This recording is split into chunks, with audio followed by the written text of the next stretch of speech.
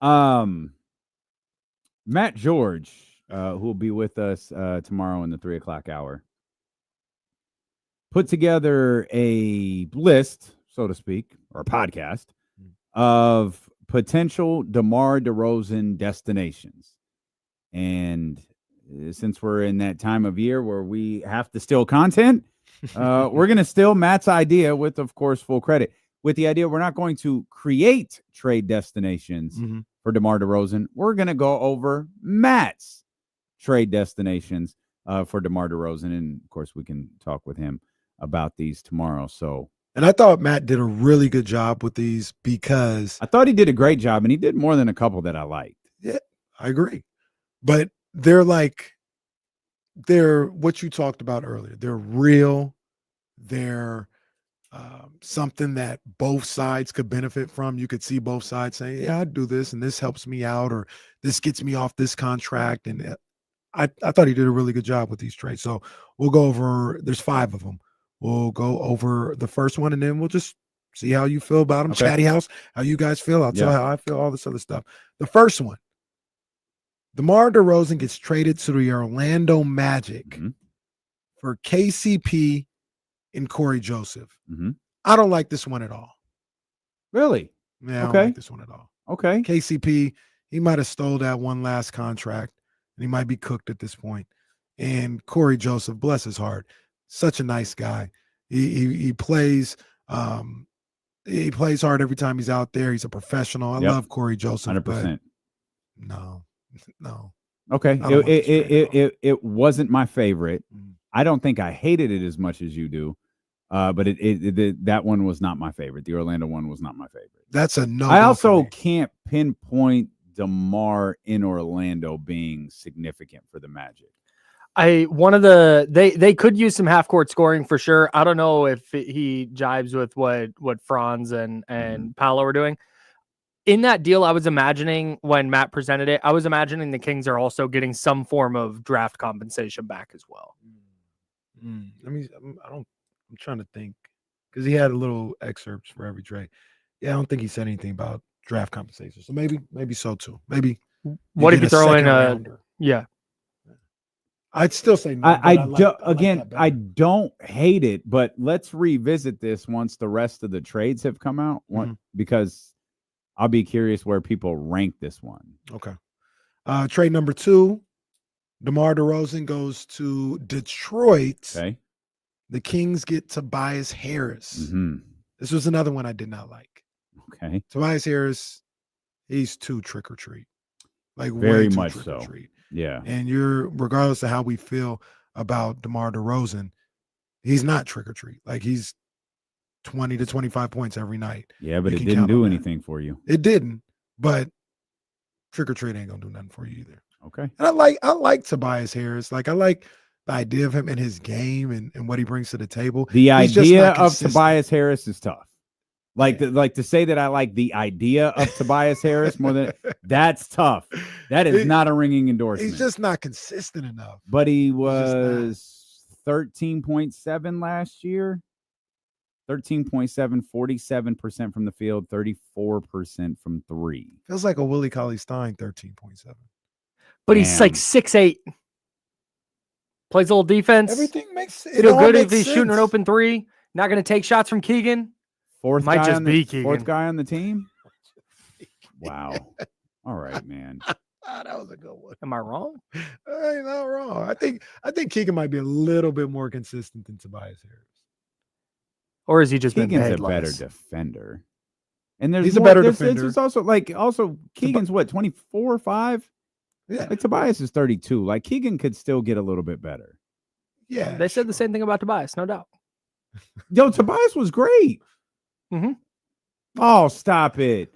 Tobias Harris, the Los Angeles Clipper, was really good. Well, see, now I thought you were talking about Tobias Harris, the Orlando Magic, the Los Angeles Clipper. I'm talking about Detroit Piston. Yeah. First time.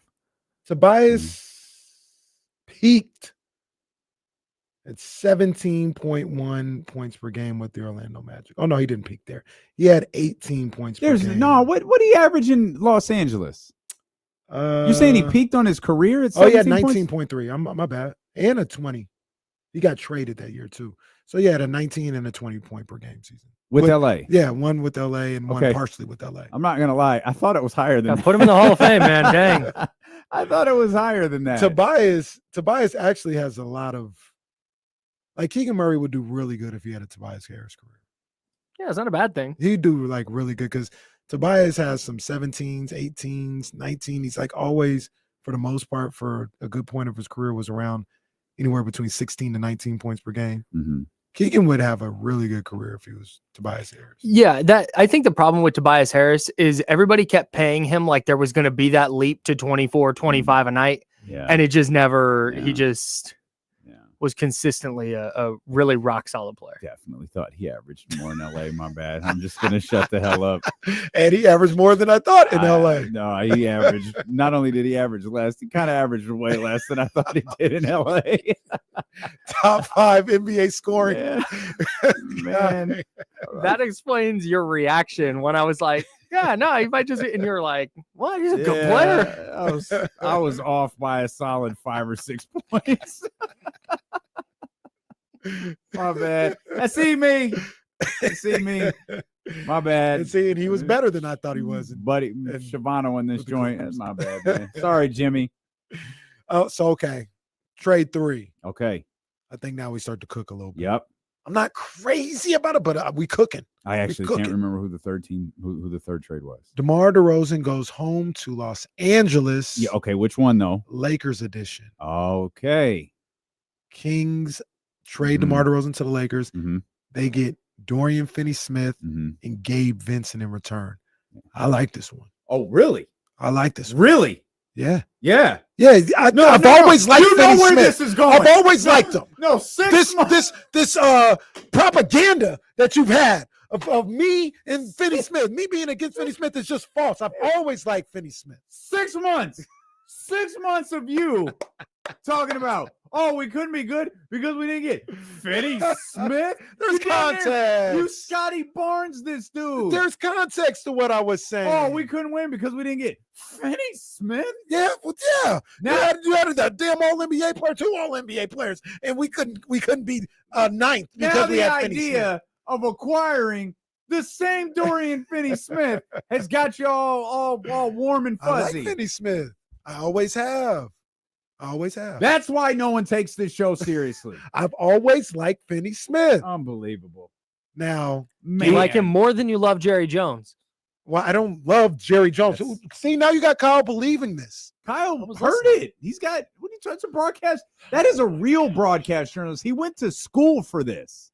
I did too. Did you? Shout out Cal State East Bay, Mr. Kemp. He was our broadcast journalism professor. Like you took a Called him class, or Mr. this is Kemp. what You you can call him made? Dr. multiple Kemp. classes. Multiple classes. Shout out Mr. Kemp. I'm the only one here who didn't do that. Man. I feel Yeah, poor inferior. Kyle. Don't listen to this guy. Just This dude. I'm not talking about- listening to you. no. Well, you're not listening to me because I didn't say it. Man, how many clips do we have? We couldn't win because we couldn't get Finney-Smith. I think that's on our Instagram. It probably is. But once again, So I like Finney-Smith why? because he's a 3-and-D guy. Now he got a little bit exposed in the playoffs. That 3-and-D, the defense was there, kind of. The 3-point shot was not there. But we'll worry about that if we get to the playoffs. No, you were careful with Well, that. no, I had to be. Man, you were. I had to be. That was He well started done. to extend that off arm, and then nope. Yeah, man. That was. I had to be. I had to Good. be. But I think he would match up well, helping out Keegan Murray. Yeah. Match up well, or not match up, but just play in the same lineup or the same rotation with a Zach LaVine. I think Gabe Vincent, I don't think he's a starting point guard, but you address that aspect. Maybe you could start the season with him as a point guard. Gabe Vincent, shout out to the 209. He's a local guy. Shout out to our guy, Gus.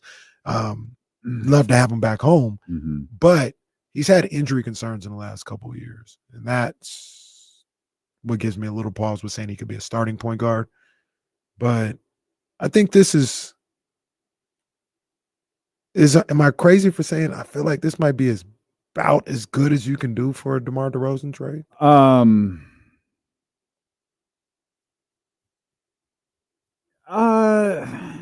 I don't know.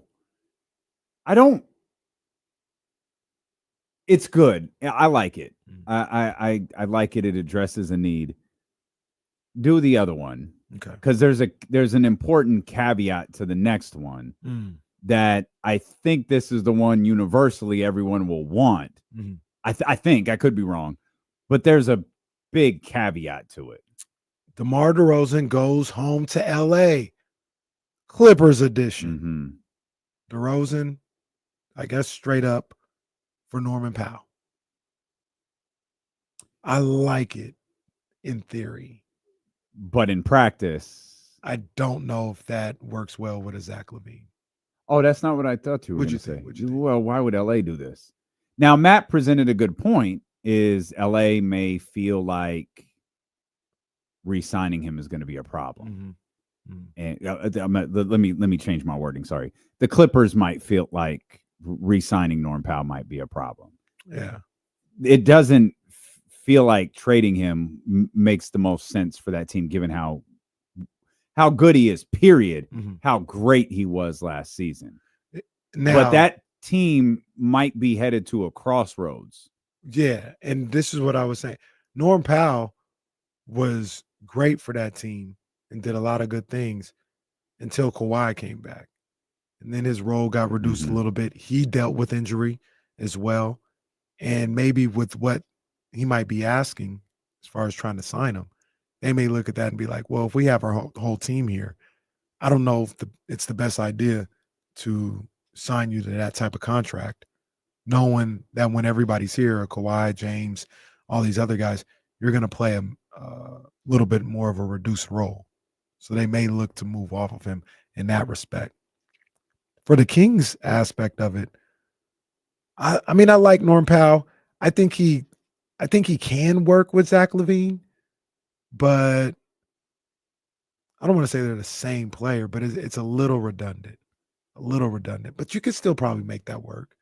You can make that work if you have the right point guard to go along with it. I like Norman Powell. I like the trade. I'll say right now it's not my number one pick, but I like the trade. Okay. And number 5, the Kings trade DeMar DeRozan to the Bucks.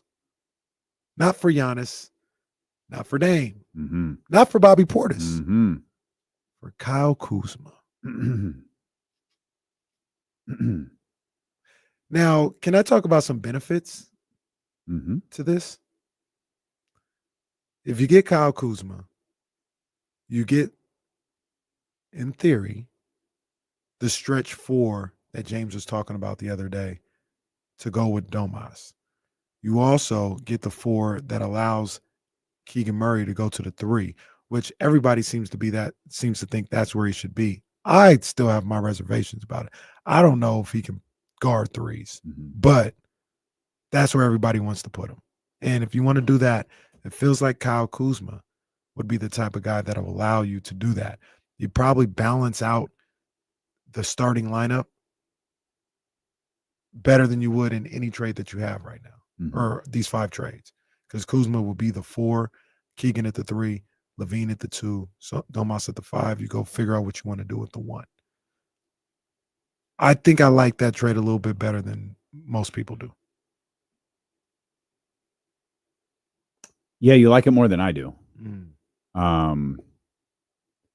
I have never objected to the Kyle Kuzma stuff before, but I don't. I think I'm good now. I don't know if it was watching him with the Bucks. Probably so. Or because he had an awful playoff series. Yeah, I don't think he had a good run with him at all. It wasn't just a playoff series. Like, I don't think he had a. Yeah, could have been a fit situation though too. I think the yeah, absolutely. I think the Orlando one is the one I like with Contavious Caldwell-Pope the least. This is second. I like the Norm Powell one the most, with the understanding that that's probably not realistic. I like Dorian Finney-Smith second. And then I guess I like Tobias Harris better than everybody else did. Tobias is the one. That's the number one deal for you. No. Oh. I'm sorry. No. Dorian Finney-Smith is the number one. Yeah. But and then Tobias. Well, Norm Powell is the number one, but more realistically, I think the Dorian Finney-Smith is the number one with Tobias Harris after that. I would rank it Finney-Smith 1. Okay. Oh man, what a turn! It's not a turn. Finney-Smith 1. Kyle Kuzma 2. Norm Powell 3. I'd probably say KCP 4 and Tobias 5.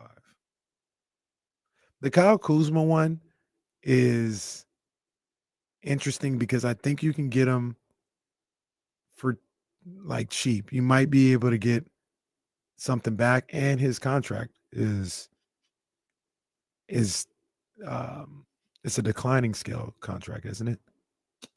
I can pull it up for you right now. 2 seconds. Okay, it's longer than 2 seconds.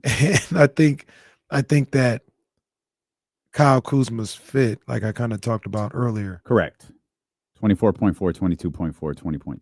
It places everyone else in a better position in that starting lineup. Worth pointing out, and I think this is a positive and not a negative, 29 years old, 30 years old, 31 years old.